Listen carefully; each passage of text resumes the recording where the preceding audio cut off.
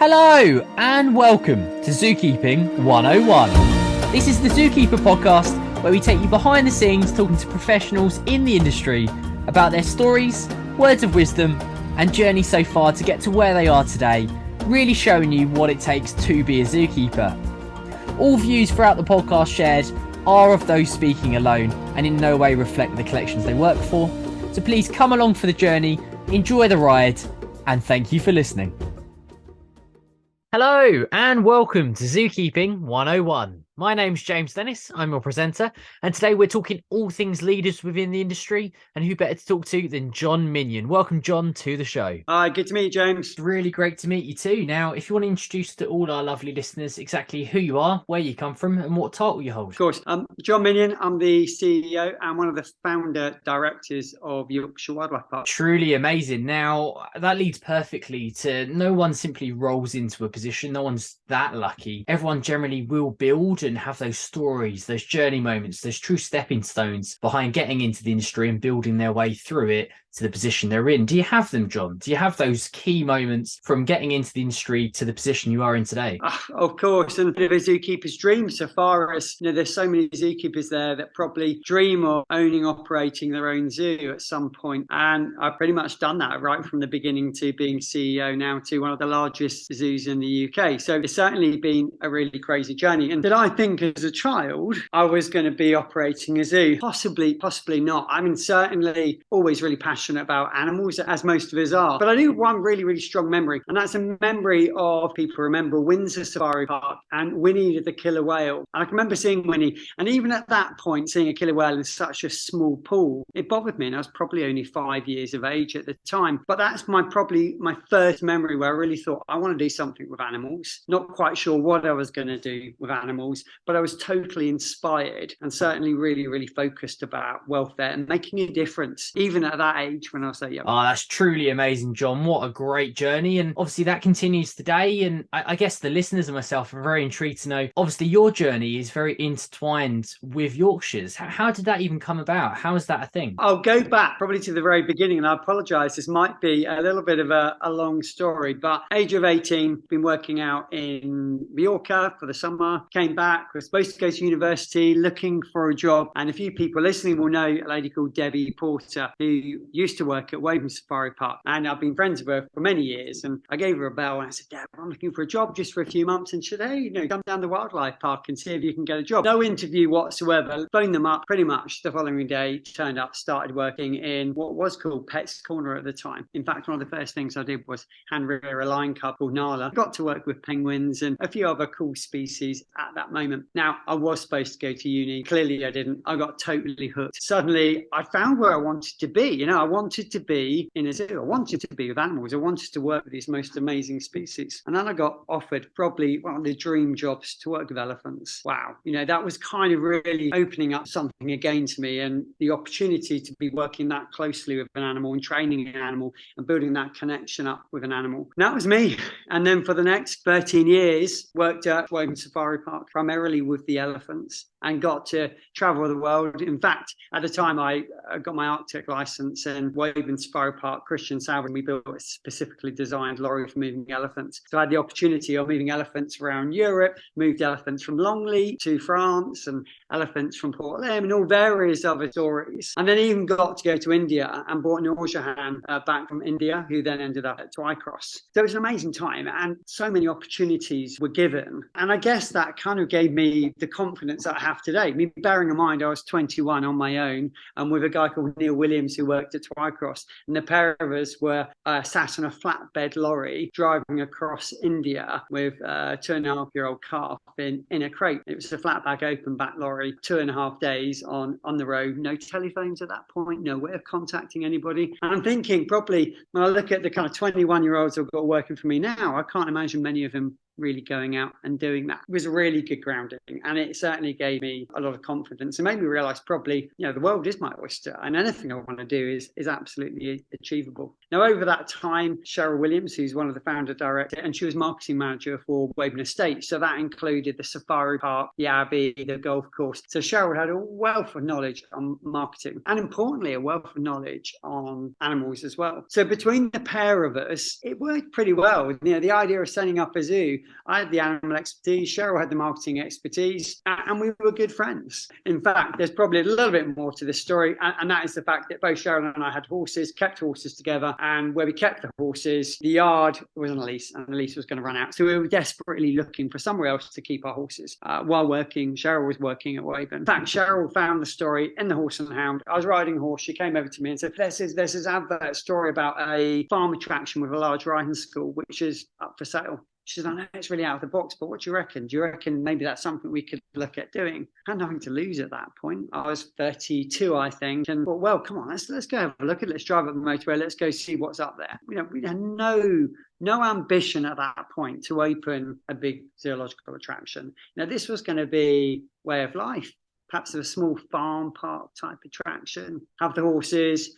Cheryl and her husband, Neville, they would do one part of it. I'd look after the animals. Nobody really expected Yorkshire to end up being what it was at that point. And to cut a very long story short, because I will go on for hours about it, but it was middle of a recession, 2008. There was no money around. And trying to raise that funding, it was a lease at the time we were taking over, but to take that lease on and to try and initially set the park up was tough. That was really difficult to try and find funding to do what we wanted to do in a recession. Certainly Lloyd, the bank manager, I think at that point thought we were bonkers. These crazy people from down south coming up to do what? To open Donny Zoo, because that's pretty much how locally it was looked at. But we did do it. And somehow we did manage to pull the money together. We managed to get a few small grants. So that was really useful. Sold houses, sold cars, cashed in pensions, pretty much anything and everything we had, we put into it. It was hard. I can remember that winter trying to actually build the animal attraction itself, and £150,000, and that was it, to build the whole animal attraction. We all know how expensive £150,000. Any of us that work in a large zoo, that doesn't even sort of scratch the sides of building an animal enclosure these days. I had to put pathways in, put electricity and water in, housing in, and needed to create a kind of hours experience minimum to attract people to come around. Well, a bit of clever kind of value engineering, and importantly at that point thinking about the species that we could bring into the zoo which were going to do well in that environment, and actually the habitats that we already had wonderfully formed there by Mother Nature, where we could pretty much just ring fence areas of habitat, as long as we could find suitable species that were going to fit in well to that. And of course, we didn't have expensive housing to heat and all the other expensive issues that come on board. So in those early days, there may be some lemurs. That was probably the most expensive housing we had to put in place. But the rest of it, we had some zebra and Ankole and Lechwe, some African hunting dogs. So that was really cool and exciting. And the park opened in April 2009. We opened those doors.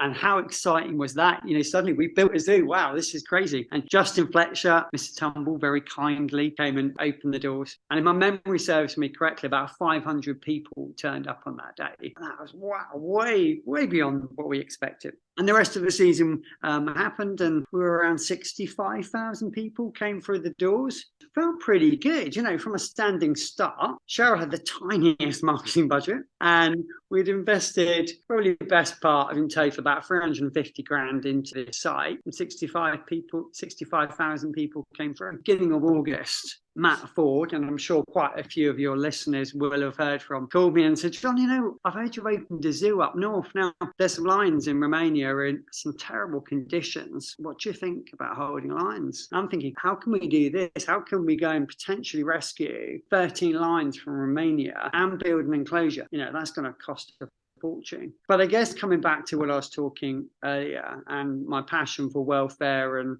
opening the zoo, it wasn't about making money. It was about realizing a dream. It was about doing something good and putting back. So that opportunity to go out to Romania and see if we could do something to help these animals, it really didn't take much for Matt to persuade me. And within kind of a week, suddenly I found myself booked on a flight, flying over to Romania, turned up at Aradia Zoo to be welcomed by, it was a mixed reception. The zoo director, very keen to try and make a difference and really wanted, she was new and realised the lions shouldn't be kept in the way they were being kept. But the guys that run the zoo were not quite so sure why I was there and not so keen about my presence. But to give a bit of context, 5 lions living in a pen 3.5 by 3.5 metres.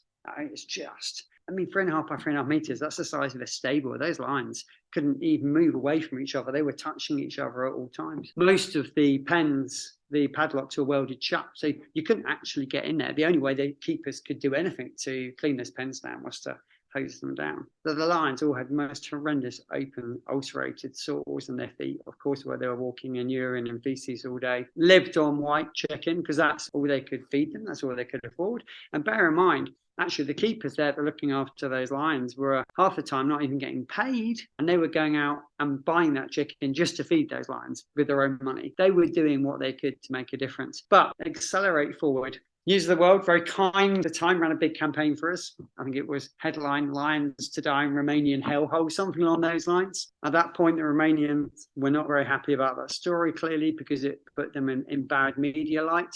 However, it did enable us to raise over £150,000. Also, at that point, Jet2 very kindly decided to help us out and fly the lions back over to the UK. Fast forward March 2010, lions land in Yorkshire. And that was really the start of Yorkshire Wildlife Park. That's when we went from being this tiny little place that nobody had heard of to suddenly being on the map and a national media story being out there. And that definitely paved the way for us to heavily focus on welfare and trying to make a difference. And sometimes we can get focused about trying to rescue one particular animal. And does that really benefit that animal? Well, of course, it benefits that animal, but what does it do? However, from an educational perspective and getting that amount of media coverage, you would hope we make a real difference. And suddenly welfare becomes the forefront of what people are thinking about. Suddenly people realise that when they're seeing these animals in small cages and they're going abroad, they're going Eastern Europe. And let's face it, going back 15 years, we still had a few places in the UK that weren't that great. I think it really helped to educate the general public that this isn't acceptable anymore. And actually, we will go to the extreme to make a difference. And I believe we did that. But that was really the birth of Yorkshire Wildlife Park. And that year, 200,000+ people came through the gates. An amazing problem to have, but it was a problem. The infrastructure for the site was tiny. We didn't have enough toilets. Didn't have enough catering, didn't have enough car parking. Myself and one of the other founder directors was often out on the barbecue just trying to do burgers and sausages and whatever it might be just to cater for anybody, all the people coming through. So, really very much leading from the top downwards. It's leading by example. It is so important. And there is not a job that any of the founder directors have not done on site, whether or not that is cooking on a barbecue or cleaning the drains, whatever it might be. That was really exciting. Those times were crazy, and it was almost like winning the lottery. You kind of had to pinch yourself. Wow, is this really happening? And it did, and it continued to happen. With that sort of founding of welfare, the stories then continued, and on the back of that, we then focused on various different rescue stories over the following years, from the bears in Japan. And we rescued the 4 bears that came over. That was tough. That was a really tough journey for everybody involved. Sadly, all those bears died within under 2 years of them being here on site. And that was a really tough journey, I think, for all of us and for the keepers.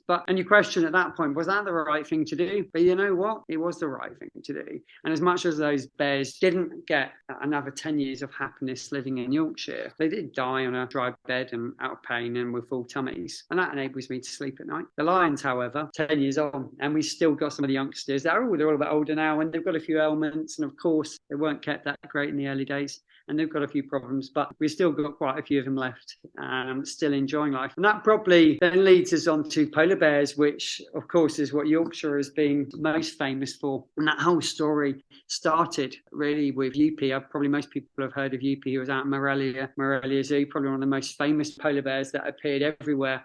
Lots of people trying to make a difference and trying to rescue her. And we've tried and worked really, really hard to try and rescue her. Sadly, that proved to be it was just one stop too far, really. It was just an impossible journey, and we never managed to get to here. We were that close. Again, big story, a lot of money being thrown into it. Was it the right thing to do? Yes, I believe it was, because actually it was truly educating people why that bear should not have been living out in Mexico in 45-degree heat, terrible conditions. But moving on from that, we managed to do lots of work with polar bears, looking at welfare standards across the board. We know, there are some zoos in Europe that still keep polar bears, and I personally would think of some of the most horrendous conditions in concrete pits, painted white, chlorinated water. Not how I'd ever want to see a polar bear kept. Now, it might look like the Arctic, but I personally think polar bears need space. They need, like we have at Yorkshire, bigger lakes, lots of depth,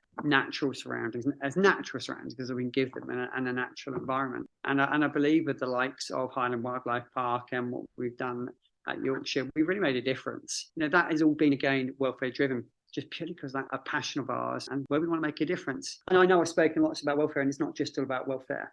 Conservation is incredibly important, and we do some amazing conservation work as well. But you can't do that work without good welfare. That has to come first. That's essential in my head.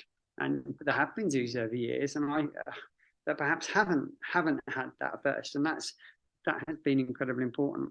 And we continue now through, we set the foundation up, which year on year it has grown and raised more funds. And in fact, where we sit now with the charity side of the foundation has actually worked in every single continent in the world except for the Antarctic.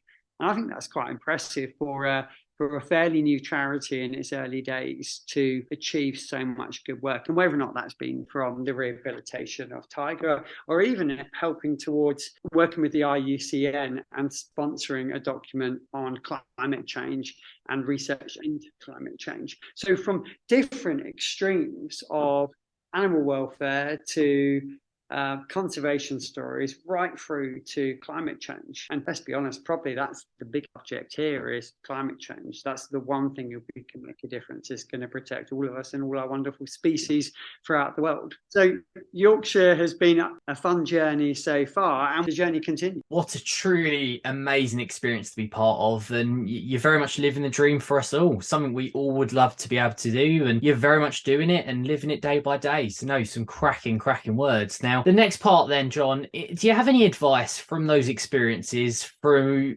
building Yorkshire through to simply your own journey moments to our listeners, to your younger self, and from what you've learned, is there anything that you can pass on back to them? Yeah. Be true to yourself. And if you've got an idea, go with it, and don't let people knock you down, because we've all been there. We've all experienced being knocked down. But if you truly believe what you want to achieve is the right thing and you can do it, do it. Get out there, do it. Never sit there with regret. Quite a few people said to me, you've been really lucky with what's happened. I have been lucky, don't get me wrong, but it has been a lot of hard work as well. And it's those two things that go together. A lot of hard work and a lot of luck is not either one of those. I guess that'd be my advice. Stick with it, work hard, and it's possible. Some very great advice there. Now, is there one trait then inside yourself which has allowed you to become the person to get into the position you are in today, that true attribute inside yourself which has allowed you to push on throughout this amazing industry? Yeah, there is actually, and I'm not even sure it's a positive trait. I think earlier on we briefly spoke about mental health within the zoo world, and that's definitely become more apparent over recent years, and perhaps that's because people are more confident about speaking how they emotionally feel. Don't get me wrong, mental health is mental health. Been the same, I'm sure, 200 years ago. We all have to feel sad. If we don't feel sad, we're never going to feel happy. So those emotions have got to happen, and that's kind of essential. But I got to maybe 2012, the zoo had grown way beyond what I thought was ever possible. I think maybe 2012 we were sitting at around probably 350, nearly 400,000 visitors a year. So that was the same size as like Woden Safari Park at the time where I'd come from. So that was wow, that's the kind of numbers we got to, which is crazy. But it was a bit like winning the lottery. And then suddenly I thought, well, where else do I go in life? And I recognized, not that I did go down this journey, but I recognized where perhaps some kind of famous people you hear about, Amy Winehouse would be a prime one, appeared to have everything but clearly had nothing. And I think you can get to that point where your life is beyond your dreams, probably the best way to describe it. And dreaming is really important, aspiration to be able to achieve bigger and better than what you do. So I had a real moment in life of, well, we can keep the wildlife park at the size it is, but that really doesn't excite me because I'm of a nature that I've got to do better. I've got to grow. And then I woke up one morning and said, you know what? No, let's aim to be the biggest zoological collection in the UK. I'm not quite there, but I'm not a million miles off it. And that's now what drives me. I guess that was quite a momentous moment in my life that really has spurred me on over to this sort of next stage and growing to the point where we are right now. Some really great stuff there. Now, we all know the industry is very demanding. In the modern day, any role within our zoos are 5 combined into one. We're not expected to just be a one-trick pony. We're expected to do a whole array of things. How have you learned to cope with the craziness, with the ups and the downs, the true demand of this industry, and turn it into a positive and a true determination aspect to thrive and say, do your role to the level it needs to be done? That can be really challenging because let's be honest, we are a business. Yes, the animal collection, the zoological element is my personal passion. It's the thing that excites me. It's the thing that, when we measure success in normal business, you measure success by how much cash is pretty dull. Where what we do within Yorkshire Wildlife Park or in any zoological collection, well, there's so many other measures of success, and part of that is what you're doing with zoological collection itself, and the conservation work you're doing, and the welfare work you're doing, and the education you're doing, and the research that you're doing. There's so many other measures, but primarily as CEO, I'm responsible to shareholders. I'm responsible to other stakeholders, such as the bank, which are really important. I'm responsible for 500 members of staff that work for us and the mortgages that they need to pay. So primarily my focus has to be on business. It has to be on commerciality. And for a zoo to be successful in this day and age, it might be seen as a swear word amongst zookeepers, but we have to be commercial. We have to be, and to have a good, successful zoo wildlife park in this modern day, it has to do 2 things. It has to be a successful commercial business. And alongside that, you've got to be doing good with your animal collection. You've got to be focused on conservation, welfare, education, research, and anything else that can come out of that, which is good. But it has to be both of those things, and there's an equal balance there, because actually, if you're not doing any good work commercially, it's not going to succeed either. So there is a very, very fine balance. So coming back to the question of how do I focus with spinning so many plates, with so many cogs within the business churning, I have an amazing team. That's our focus. And I have really good people that work together, and we all have the same goal. I'm just a lucky person in front that's leading people and saying, come this way, come on, this is the direction we're doing this. Fundamentally, we work as a team. And if it wasn't for the team here at the Wildlife Park, it just wouldn't be here. It's certainly not all about me. There are some fantastic people here. The vision has been Cheryl and myself, clearly, but that's it. Everybody else is part of that journey. You're making my life very, very easy, and that's because you've hit the bingo word, which is team. Without a good team, without a good core amount of people, without those amazing keepers running the show, you don't have a collection. You don't have a true entity which is going to push on in the form of education, conservation, and overall animal welfare, which is the hub and the real reason for our zoos in the modern day. So I guess alongside this for you, what do you look for when employing a keeper, and what really makes your keepers tick? Maybe I'm going to start before looking for a keeper, just looking to employ anybody that will come and work at the Wildlife Park, and whether or not there's a keeper or if that's somebody working catering or in education, wherever it might be. Cultural fit is the most important thing. To be a team, you've got to have the right people that are going to work together. And that's not saying everybody has to be crazy and full of energy. And you need a mix of people, and you need a mix of people that are going to gel, but culturally work together. So anybody we employ or anybody we recruit, they will go through a cultural fit interview first. So that's a sort of first assessment stage where we look for the right attributes that we believe is going to make them a successful employee within our business. Now, from that, moving onwards, what does a good keeper look like in those early days? Maybe controversial subject, dare I say. And I remember when I started at the age of 18 in 1994, working at Womerton Safari Park. I was supposed to go to uni, get a degree, which I didn't. Workforces, I'd kind of done a little bit with farm animals. So I had the good stockmanship skills. So it was really easy for me to kind of fit in and go and work with elephants or lions or tiger, whatever it might be. I understood basic stockmanship. And then I think over the next sort of few years after that, we got very focused just employing anybody. You must have a degree, you must have a degree, you must have a degree. Quite rightly so. It's really important to progress your education. So I'm not sitting here saying don't get a degree. It's essential to do so. However, I believe we got heavily focused, purely recruiting very academic people into a job at points can be quite routine. And I think sometimes for very academic people, that can be quite frustrating. So I believe you need a mix. You need good stockmen, you need strong academics as well. And it's those two types of people that I believe makes a really, really good, strong keeping team, subject to them working together as a team, because that is essential. So now when we're looking to recruit people, it's not just solely about how qualified you are. Now, there's some roles where you need to be qualified. You need to have years of experience. That's clearly always going to be the case.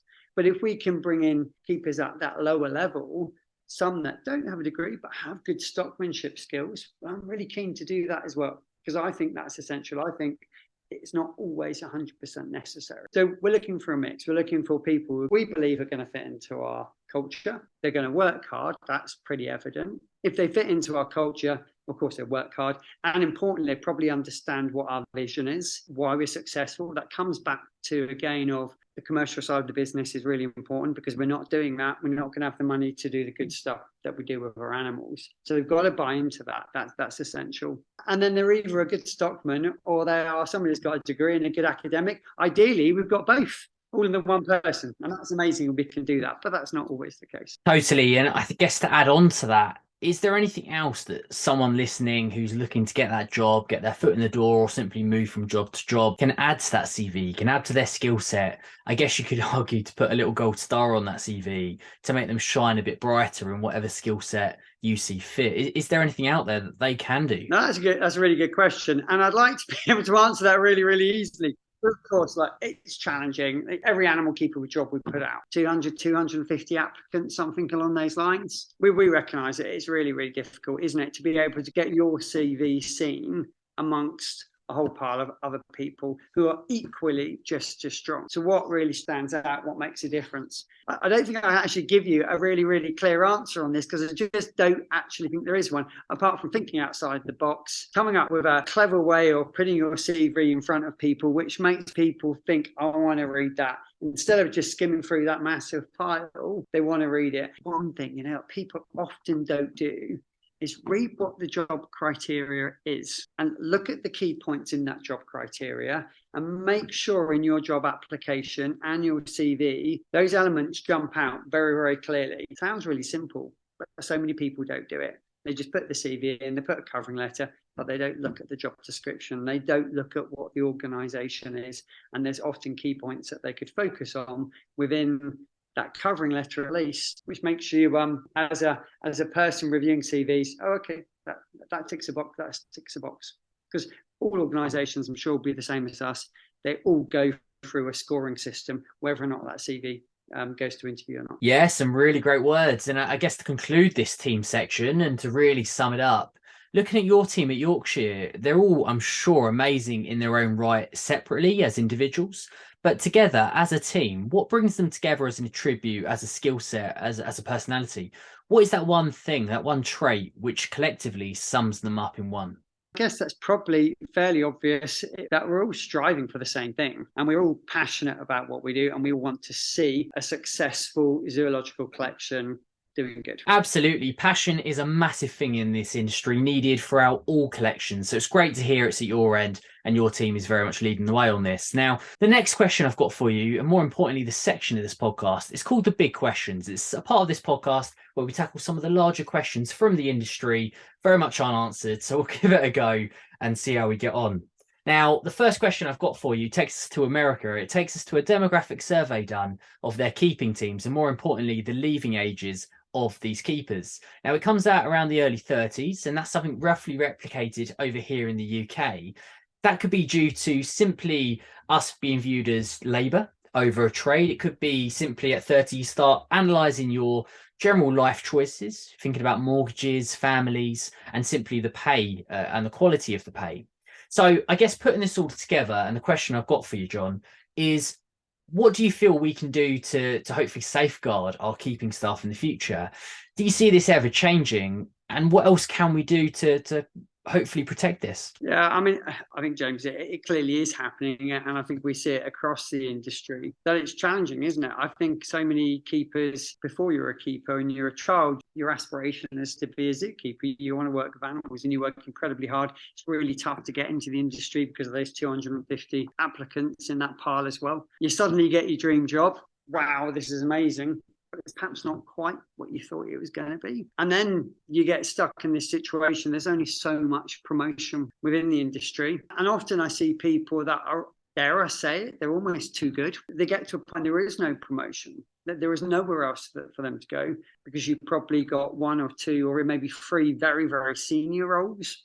And that makes it incredibly challenging for people, and we recognise that. I mean, certainly here in Yorkshire, we continually look at the actual team structure to try and provide that opportunity. But there's only ever going to be so much of it. In regards to will that change into the future, I suspect zoological collections as a whole will change, and the way we keep animals will change. We've seen so much change over the last 25 years. Over the next 25 years, we're going to see change, and therefore that change will no doubt dictate how or what an animal keeper's journey will be within a zoological collection. I don't believe it's a simple question, because it's not a simple answer to it either. That change you allude to leads us perfectly to number two. Now, number two is something brand new to the industry, very much a changing of the guard within the industry. And it comes from the Secretary of State's and the changing of the guidelines and the recommendations for how zoos portray themselves in education, conservation, and overall welfare of our animals. Now, I want to focus predominantly on the conservation aspects and how we can't simply just give funds now to show that we do conservation. We have to prove our worth, document our worth, and show the true efforts that our industry goes to. Now, the question I've got alongside this then is, with unlimited funds, what would you do to achieve this? But I think more importantly, as this is going to hopefully highlight throughout this industry, what are you already doing to achieve this goal? Yeah, I mean, it's a bit of a mix, to be honest, because there are so many good projects out there right now. And this is slightly controversial, the new guidelines that potentially are going to come out, because you could argue if you only have a small amount of money, well, that just gets lost. So to take a small amount of money and set up some project because you feel you need to be a leader of a project, but it does no good, well, that's just pointless. So it's slightly against how I feel. And I do believe that as a collective, we can work far stronger and we can achieve far greater things. Now, right now, for the foundation we don't run any particular project ourselves, because that, in our eyes, would be crazy. It would cost an absolute fortune to be able to achieve anything good. Whereas working collectively with other organisations and putting funding into different projects, importantly, knowing where that money is going and measuring the success of those projects. So don't get me wrong, we don't just hand money out willy-nilly, just thinking, well, there you go, crack on, we've done a bit. No, we want to see the success and we want to measure that success. And subject to there being success, then clearly we will invest further money into whatever project that might be. And there's huge amounts of projects that we're working on right now. But I don't believe where we are at this moment in time would be right to solely focus on one project, because I just don't believe one zoo can do enough to make a true difference. And certainly, perhaps we're getting to the size now, potentially we could do, but on the journey we've been over the last 10 years, there's nowhere on earth that we would have time or the money or the focus to do it well enough. So I personally think this is a tricky situation. I recognise why we are trying to encourage zoos to do more than just put some money into a pot somewhere and pretend that they're making a difference. I think the key thing behind this is measuring where that money goes and evidencing the difference that you are making as a collection. And that's the essential element in my head. And perhaps that's the piece potentially gets lost if somebody is forced to work on their own project that has zero success. That's just a crazy waste of money. Yeah, totally. A really great answer. And that leads us to number three, the final question of the big questions, and that's collection planning. Everyone wants to be part of their collection plan, from getting their favourite animal in, simply seeing and being part of the future of their collection. So the question I've got for you, and I think you are the man to answer this, is looking at your collection, How is it unique within the industry with its collection plan? And looking back, is there anything you would change up to now with your collection plan? Well, that's a really good question. From a collection plan perspective, look, I think I spoke at the beginning of this about the early days and how we collection plan. And importantly, it was looking heavily focused on welfare again, looking about what animals we believe were going to do good in the environment and habitats that we could provide them. And that has to be that first decision, doesn't it? That you can provide good, solid welfare and provide the animal in your care, the environment where it's going to thrive. That has to be number one. So let's park that as that's number one. And most people's animal collection plans these days are pretty dynamic, and they need to be pretty fluid, because it's an ever-changing situation, and the regional collection plans are constantly changing. So you've got to adapt and change with those. And 1 minute, red river hog would be a prime example. Oh, we need to breed red river hog, and suddenly there's hundreds of them running around the place. Stop. And that happens time and time again with different species. So it clearly needs to be a movable feast, and we constantly adapt. And again, of course, balancing, big C word, which everybody hates, commercial aspect, because we do have meerkats. I'd love to sit here and say we only have critically endangered animals, and that's all we have. Of course we don't. We certainly gear to try and have the majority of our animals to be critically endangered. That's really, really important. But meerkats, people like meerkats, and rightly or wrongly, commercially they work, and people will come to your zoo because you have meerkats. I'm not saying that's right, but that is how it is, and that is how the world is right now. As long as we're providing them with great habitat, great environment, an area where they're going to thrive, well, is there any great issue with that? I don't believe there is, because what helping to do is some really, really good conservation work along the way, providing revenue to enable us to bring in some critically endangered species, which we all know some of these species are very shy. Public don't generally see them now, and it might really, really excite zookeepers, but from a public perspective, when it's hidden around the back, actually that's not exciting them. That's one thing at Yorkshire I've always been very brave on, I think, because I think probably most zookeepers will have felt at points under pressure by senior management. Public need to see them, and they feel, God, am I compromising welfare here at the people walking through my zoo? Well, actually, I've never done that with our keepers. Often our black rhinos will be inside the house. Okay, well, that's where, if that's where they are and they're happy, that's where they are and they're happy. Our Amur leopard is a huge enclosure. And we know typically Amur leopards don't do great in captivity. So deliberately, we give them an enormous enclosure. And they've got 2 outdoor pens as well, sort of back pens they can go into. So they have choice, and it's that choice that keeps them settled.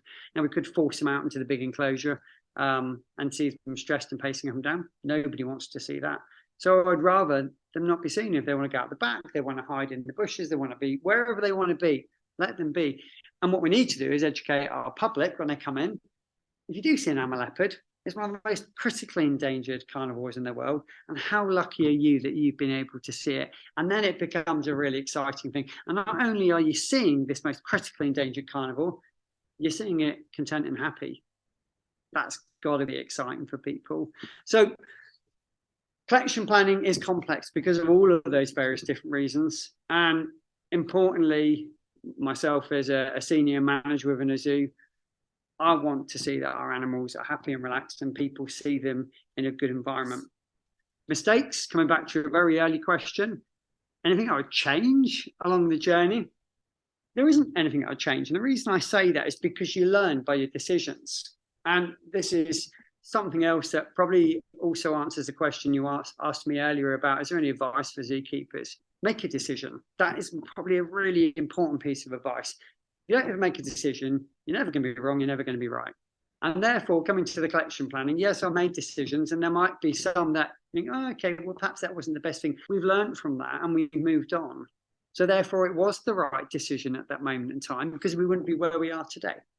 So make a decision, even if it's right, even if it's wrong. But if you never make the decision, you're never going to know.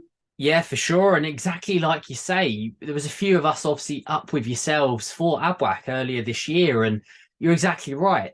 We were standing outside that leopard enclosure with our cameras, waiting very patiently for that small glimpse of the leopard creeping out from behind that bush and coming out. That platform serves a real handy vantage point, but it is exactly like you say. So I could not agree more.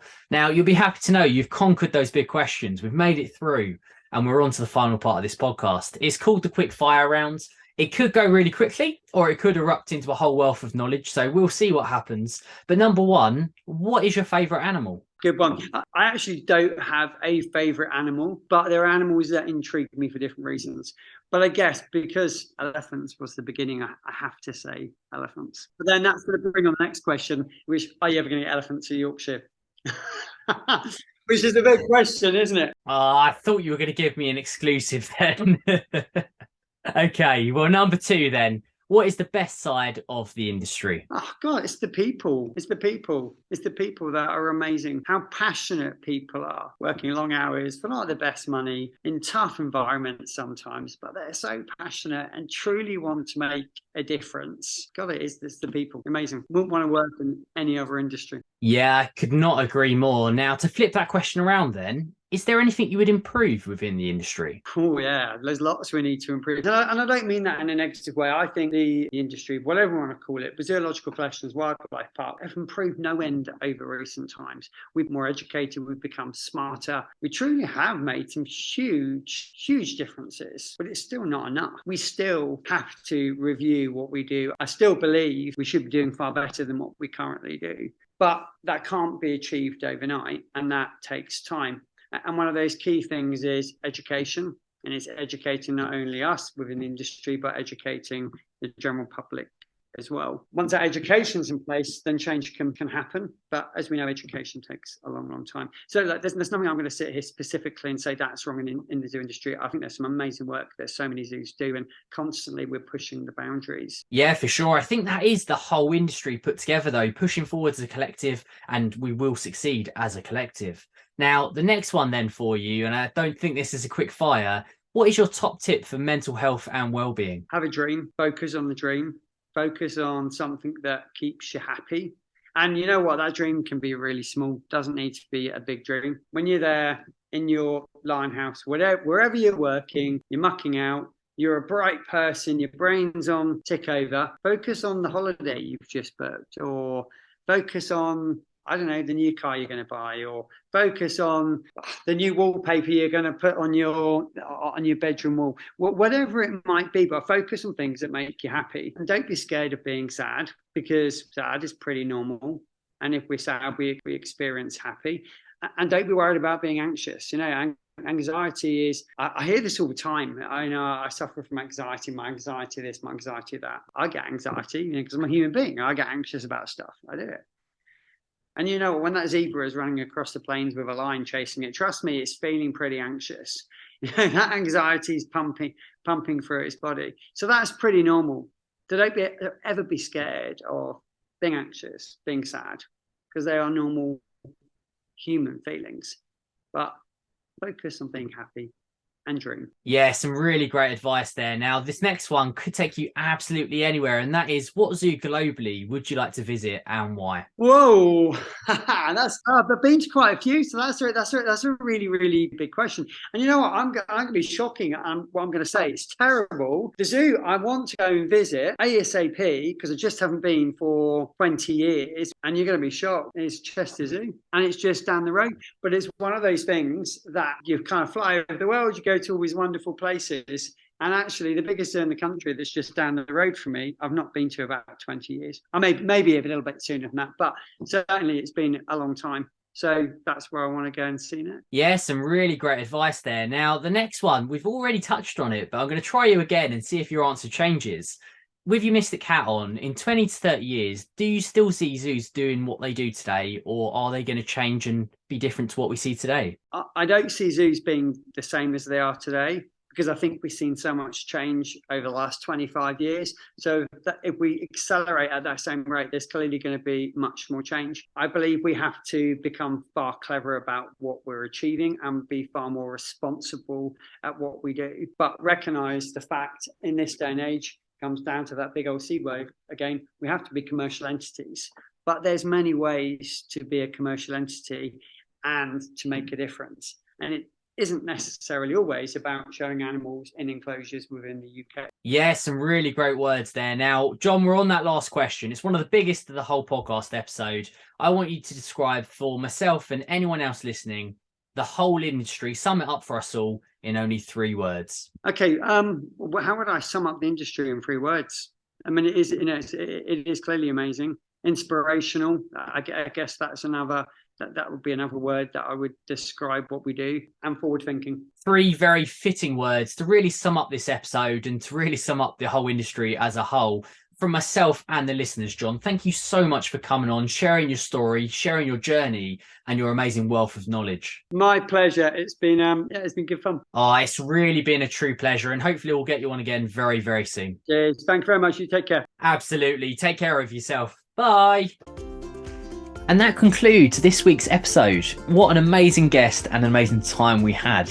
Now, if you have enjoyed it, please do subscribe on Instagram, Facebook, or our podcast channels to Zookeeping 101. I can't express how thankful I am personally from a fellow zookeeper to have you along for this quite amazing journey, learning about everything zookeeper. Otherwise, please subscribe. Thank you for listening and see you very, very soon. Bye.